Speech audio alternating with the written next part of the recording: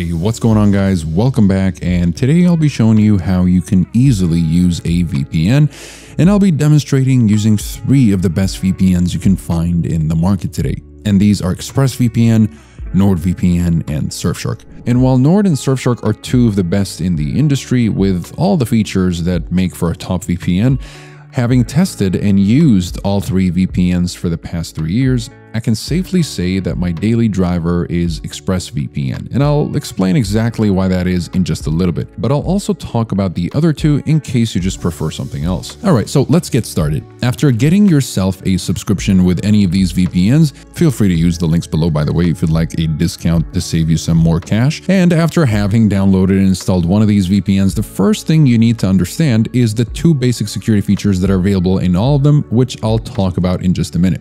Now, the second thing you need to know is that every VPN has a list of locations. ExpressVPN is sorted by continents with 105 countries.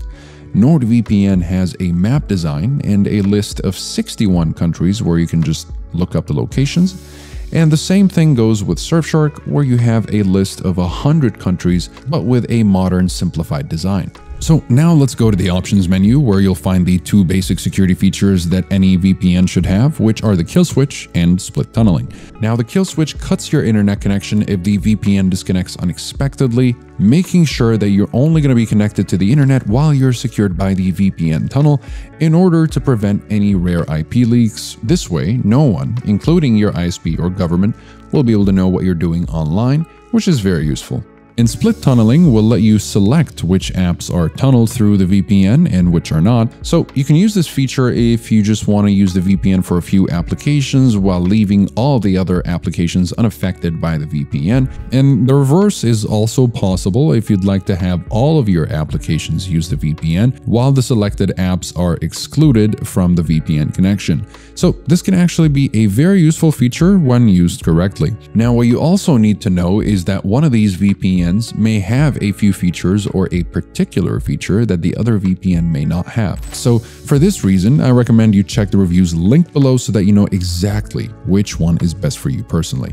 But besides that, you've got the protocols. Usually you can just leave that on automatic and you're good to go. But since Lightway UDP is the best performing protocol with ExpressVPN, keep it at that. For Nord and Surfshark, you want to use the NordLynx and WireGuard protocols for the best speeds. So now that you understand what the kill switch and split tunneling are about and which protocol is best to choose, you can officially use a VPN without any problems. So as an example, suppose that you want to access the US Netflix library. You go to Americas, select the United States and choose, let's say, Chicago, then turn it on, and that's it. After that, if you'd like, you could use an IP finder to confirm that you're connected to the right server, but essentially, this is how you can access content that's not available to you. Now, how do you use NordVPN? Again, it's very simple. Go to Settings. You will find other features here, including the kill switch and split tunneling, of course. Once you've adjusted things to your liking, you can either use the list of servers or just zoom in and connect to a location of your choice. For now, let's connect to the Italian server as an example.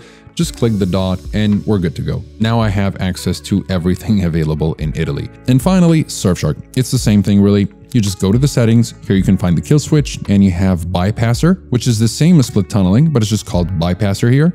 Choose the WireGuard protocol, then return to the locations and pick one of these options. Let's just use France as an example, and it will just take a few seconds to connect and that's it. Now, some of the main reasons why I like to use Express over Nord and Surfshark is because of the quick time to connect. It's much quicker than any other VPN in my experience when it comes to how long it takes to connect to the server. And that includes the startup time of the application itself as well, so ExpressVPN is consistently faster in that area. Not to mention that it's also got the largest roster of countries out of all the other VPNs in the market, so that gives me the biggest variety of content from all over the world, and it's clearly super easy to use, which makes Express my daily driver of a VPN. Now, that doesn't mean that Nord or Surfshark are bad, so if you're not comfortable with Express and would like something different, then NordVPN, granted you don't mind having less countries, is essentially the best well-rounded VPN that gives you a whole bunch of bonus features for a very reasonable price. And Surfshark is basically the best budget VPN that gets the job done at the cheapest possible cost without sacrificing any of the premium features that you normally get with more costly VPNs. Now, when it comes to the pricing,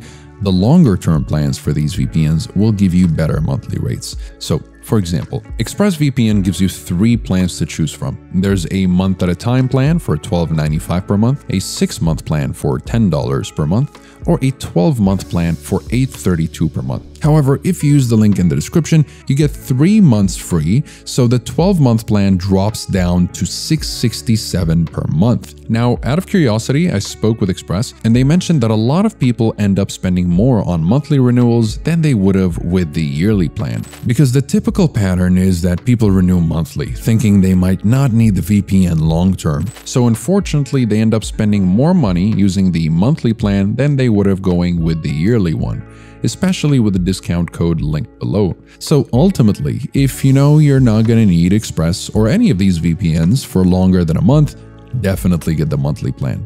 But if there is a chance you might end up using it longer than a month, you might want to go with the longer term plan. And then if you change your mind or realize you won't need it that long, you can always get a refund and go back to just a month at a time plan, since there's a 30-day money-back guarantee. So that's it for today's video.